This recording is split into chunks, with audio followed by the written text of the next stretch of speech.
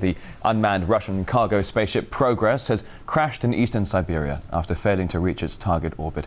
It launched from Baikonur Cosmodrome in Kazakhstan on Wednesday morning and was due to dock at the International Space Station on Friday. RT's now Tom Barton joins us live. And so, Tom, can you tell us what's the latest that you know? What happened? Well, Rory, as far as the details we can glean at the moment, the rocket, the Progress module on top of a Soyuz rocket, had blasted off from Baikonur as scheduled. In the 325th second of its ascent up into orbit, it suffered a rocket failure of the third stage of that rocket, and that meant essentially it fell back to Earth with an almighty great bang in the eastern area of Russia, the Altai region. It was 40 kilometers from the nearest village that it fell, and Roscosmos has said it's very unlikely anyone was hurt, although they'll make a full inspection of the area shortly. And the craft itself was unmanned, so there was no crew on board. Where the difficulty comes is that this ship was a supply ship for the International Space Station. It was due to carry around 3 tons of fuel and food up to the crew there.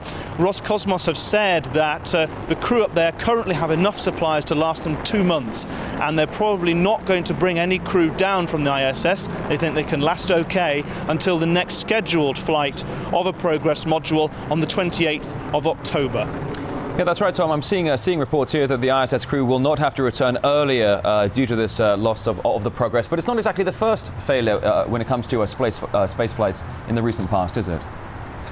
It's not, Rory. It's sort of some tremors of nervousness, I think, in Roscosmos, because this is the 4th in under a year, the 4th hiccup, as it were, in their space program. Last December, GLONASS, a satellite system mapping and navigation system, very important for the space program and for the Russian military. 3 of its satellites plunged into the sea.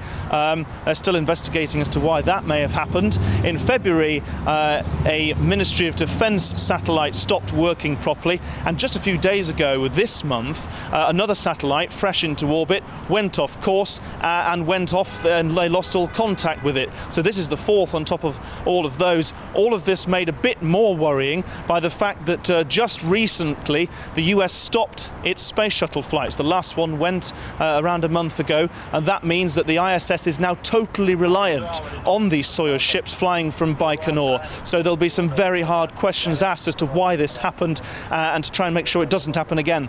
All right, RT's Tom Barton, they're live in Moscow. Tom, we actually spoke to a witness on the ground. Here's what she had to say.